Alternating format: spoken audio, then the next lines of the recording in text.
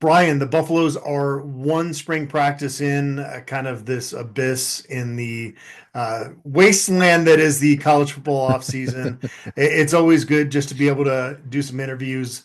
Obviously, one point in time, we could watch spring practices, but that ended quite a while ago, and so it's kind of living vicariously through these interviews, I guess.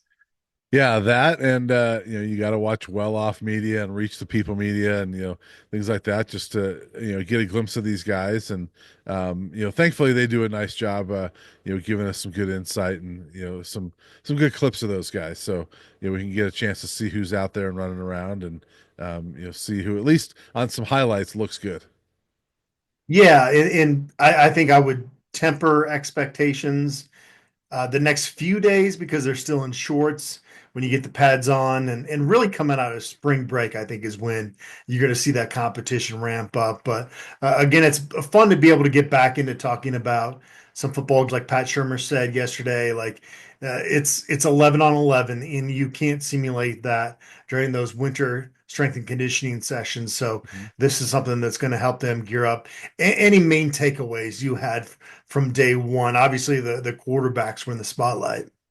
Yeah, I mean, I think the biggest thing for me, from the interviews was it was nice to talk to Julian Lewis, and I think for me, I came away from it saying, "Wow, he is kind of no nonsense, ready to work." And you hope that out of your quarterback, but you don't know what you're going to get. I've never met him and only seen a couple interviews with him, but a 17-year-old that really stood up there and seemed pretty mature and was no nonsense, and very matter of fact. So he seemed very businesslike. That was my biggest takeaway there.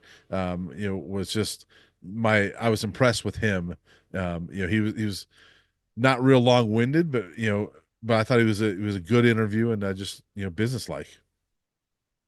Did I sense a little bit of a chip on the shoulder there? He talked about how he's been underrated since he was 7 years old. And this is a guy that was at one point the number one rated overall prospect in the 2026 class. Of course, he reclassified to 25. Said yesterday that that was his plan all along to try to get into college early on. Started as a freshman at Carrollton. It went to the state championship that year. This is somebody that's accomplished a whole lot. Yeah. In partly it might be just the fact that he's mature beyond his years mentally. That like some of the physical stuff is why people are kind of downgrading him in terms of what he's going to be able to do as a freshman. But I feel like there's a little bit of an edge with him coming in. Yeah, I think so. I think and when I mentioned business-like, I think part of that is confidence. I think there's a lot of confidence coming out of him, but I also like that he said it was his plan all along, even if it meant he just comes here and competes this first year. So I think there's some realization too that like, hey, look, I may not be the guy this year, but I want to just be in college and learn and get a jump on that. I don't know if that's what he was saying. That's what I read out of it, but I think there's a ton of confidence in him to where if he doesn't win that job, it's not because he didn't go for it and he didn't try.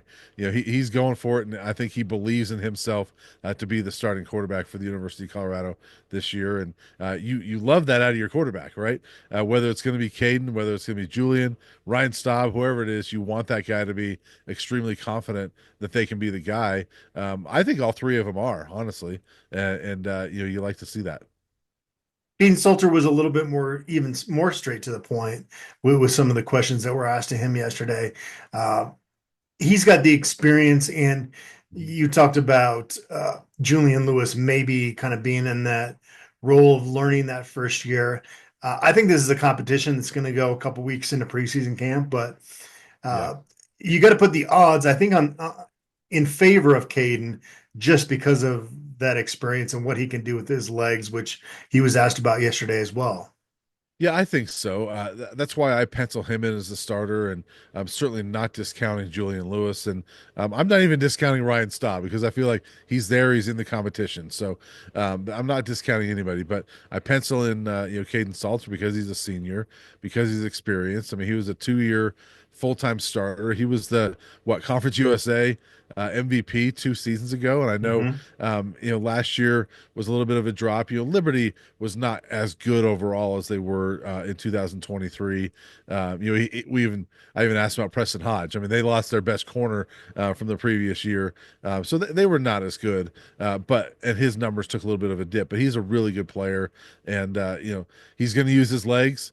He mentioned that, and but he also mentioned he likes to throw the ball a lot. So I think this is a guy that's pretty confident. And he mentioned also that he was brought in to compete with Julian and to make sure that there's a healthy competition there. And I think that both of those guys are going to do that.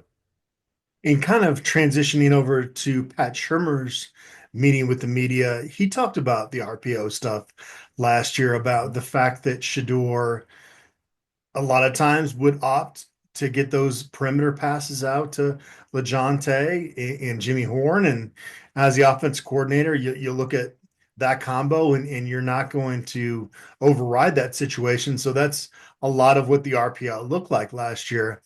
It's going to look different this year, especially if Caden Salter is the starting quarterback, right? And I felt like that was kind of alluded to a little bit in terms of even Pat Shermer admitted, hey, maybe we left some big runs off, the field last year because we were focused on the pass game. Yeah. Now it's going to be, and he even said it's going to be a more versatile offense. Yeah, and there was a lot of trust in Shador's arm. Whether it was from Coach Prime, Coach Shermer, and Shador himself, for that to be the way to move the ball down the field. And like Pat Shermer said, how do you fault a guy like Shador Sanders for deciding, you know what, I'm going to flick this out to LeJounte Wester rather than hand it off to my running back here. You trust him to make that call, and he even mentioned, Pat Shermer's like, look, sometimes you don't make the right call, sometimes you make the right call, and so it looks. All that stuff affects the run game, but I expect not that there won't be trust in whoever's the quarterback, but I don't think they're going to put as much on the plate of the quarterback as they did in the previous 2 years because there was so much trust in Shador, if that makes sense. I think that there's going to be more reliance on the run game, because I think they're going to need it this year, and maybe there's trust, but there's not like Shador like trust, if that makes sense. Yeah.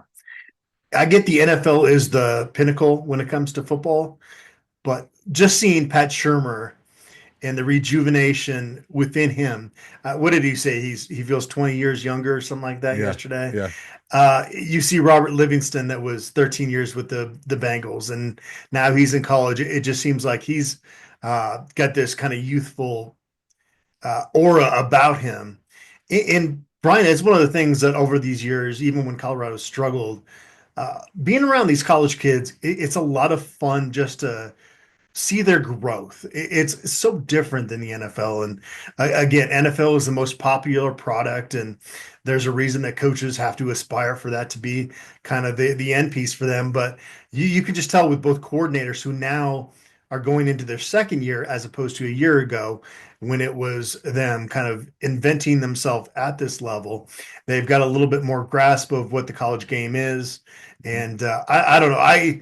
That's something that I've always enjoyed about being around the college game is just there's this energy that is really hard to resist. So you let it seep in a little bit, and it gives you a little pep in your step just covering this team.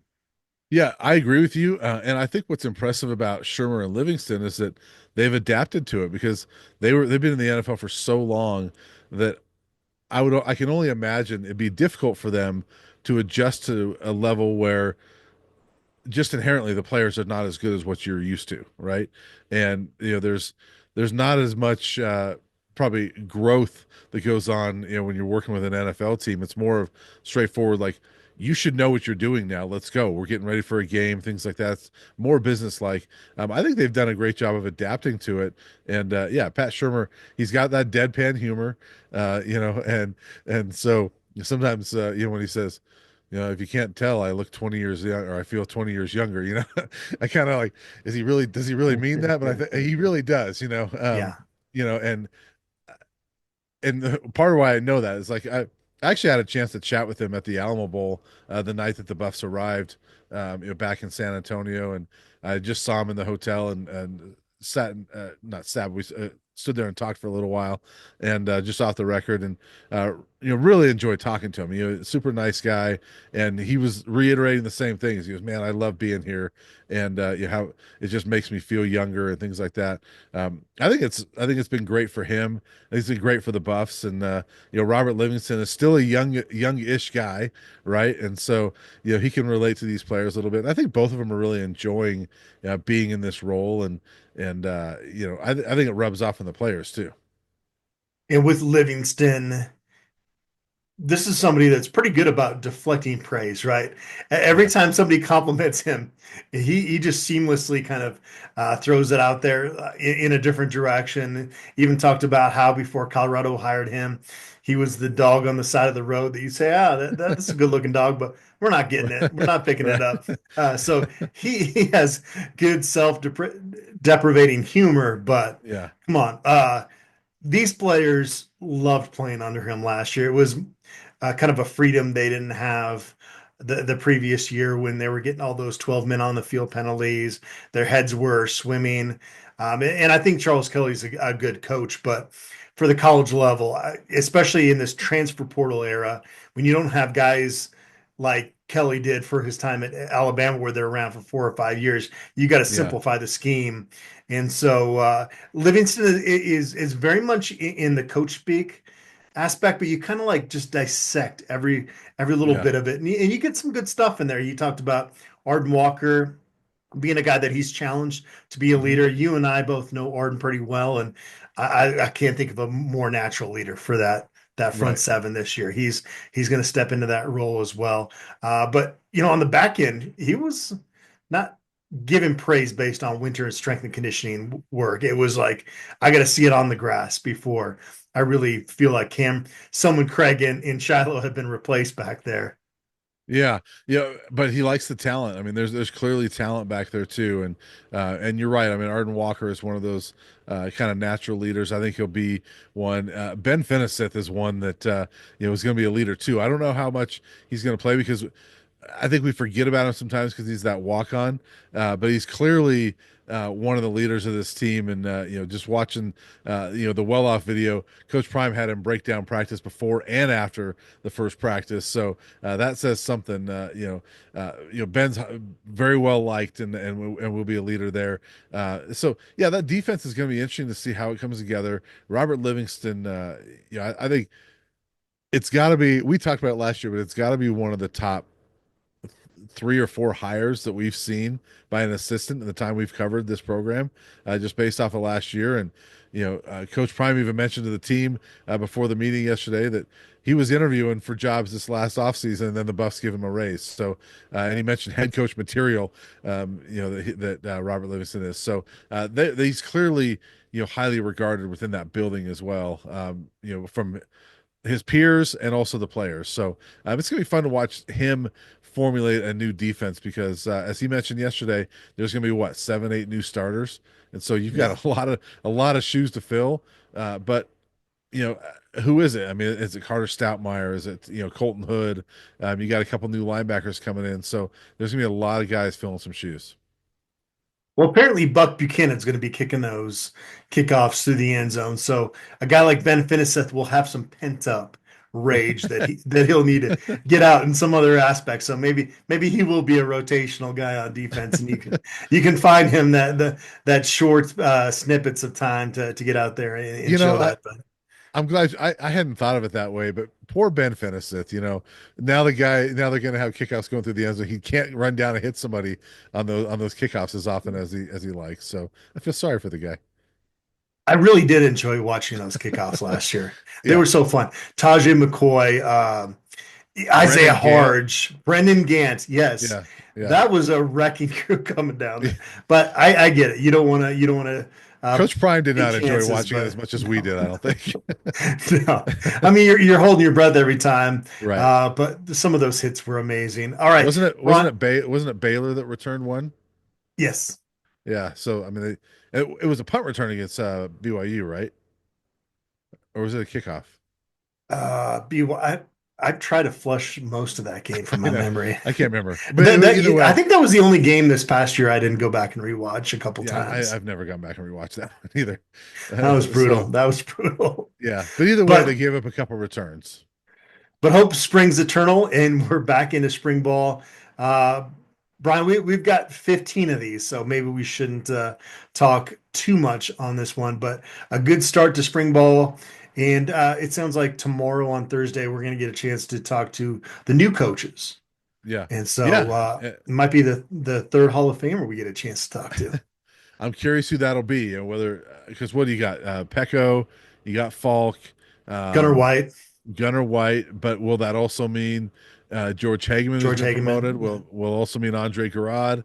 Will also mean George Hilo, George Hilo, yeah. who's been on staff and has been elevated. So we'll see what that actually means as far as. I mean, that'd be a lot of new coaches in one day, but hey, content overload, right? We'll take it. I love it. I love it, Brian. Thanks for joining me on this, and we'll see you down in Boulder tomorrow. Awesome.